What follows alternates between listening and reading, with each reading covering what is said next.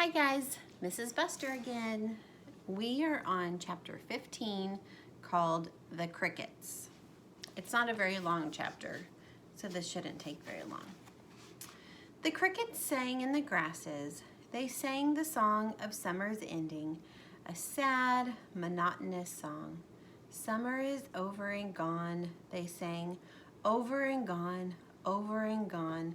Summer is dying, dying. The crickets felt it was their duty to warn everybody that summertime cannot last forever.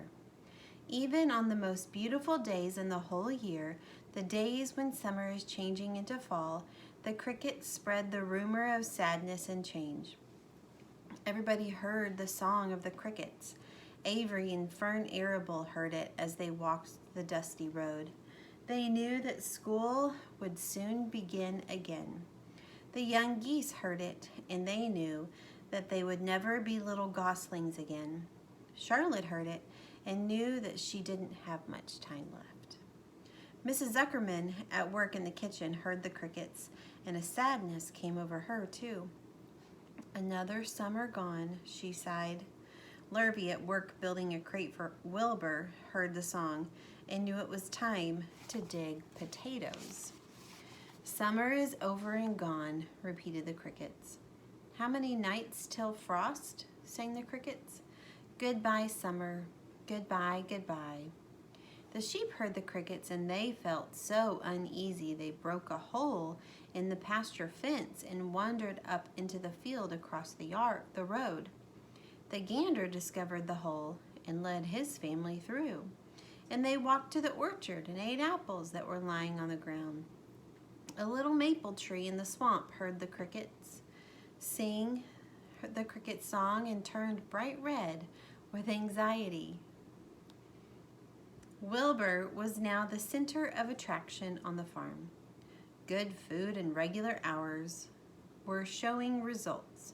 Wilbur was a pig any man would be proud of. One day, more than 100 people came to stand in his yard and admire him. Charlotte had written the word radiant, and Wilbur really looked radiant as he stood in the golden sunlight. Ever since the spider had befriended him, he had done his best to live up to his reputation. When Charlotte's Web said some pig, Wilbur had tried hard to look like some pig. When Charlotte's Web said terrific, Wilbur had tried to look terrific. And now that the Web said radiant, he did everything possible to make himself glow. It's not easy to look radiant, but Wilbur threw himself into it with a will. He would turn his head slightly and blink his long eyelashes. Then he would breathe deeply, and when his audience grew bored, he would spring into the air and do a backflip with a half twist. And at this, the crowd would yell and cheer. "How's that for a pig?" Mr. Zuckerman would ask, well pleased with himself. That pig is radiant. Some of Wilbur's friends in the barn worried for fear all this attention would go to his head and make him stuck up, but it never did. Wilbur was modest. Fame did not spoil him. He still worried about some of the future, as he could hardly believe that a mere spider would be able to save his life. Sometimes at night, he would have a bad dream. He would dream that men were coming to get him with knives and guns, but that was only a dream. In the daytime, Wilbur usually felt happy and confident. No pig ever had truer friends, and he realized that friendship is one of the most satisfying things in the world. Even the song of the crickets did not make Wilbur too sad. He knew it was almost time for the county fair, and he was looking forward to the trip. If he could distinguish himself at the fair and maybe win some prize money, he was sure Zuckerman would let him live. Charlotte had worries of her own, but she kept quiet about them. One morning, Wilbur asked her about the fair. "You're going with me, aren't you, Charlotte?" he said. "Well, I don't know," replied Charlotte. "The fair comes at a bad time for me. I shall find it inconvenient to leave home, even for a few days." Why? Asked Wilbur. Oh, I just don't feel like leaving my web. Too much going on around here.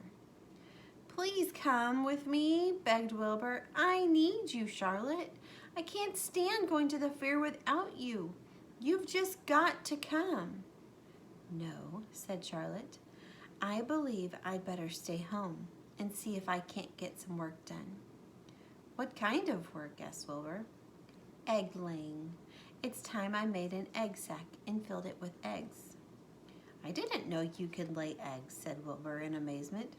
Oh, sure, said the spider. I'm versatile. What does versatile mean? Full of eggs? Asked Wilbur. Certainly not, said Charlotte. Versatile means I can turn with ease from one thing to another. It means I don't have to limit my activities to spinning and trapping and stunts like that. Why don't you come with me to the fairgrounds and lay your eggs there? Pleaded Wilbur. It would be wonderful fun. Charlotte gave her web a twitch and moodily watched it sway. I'm afraid not, she said. You don't know the first thing about egg laying, Wilbur. I can't arrange my family duties to suit the management of the county fair. When I get ready to lay eggs, I have to lay eggs, fair or no fair. However, I don't want you to worry about it. You might lose weight. We'll leave it this way.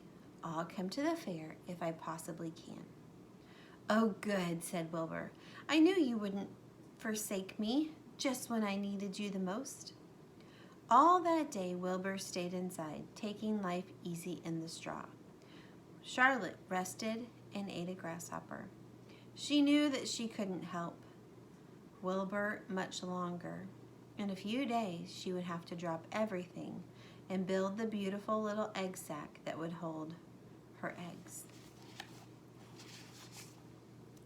All right, the next chapter, they're off to the fair. I wonder if Charlotte is going to get to go. And I wonder what's going to happen at the fair. See you tomorrow.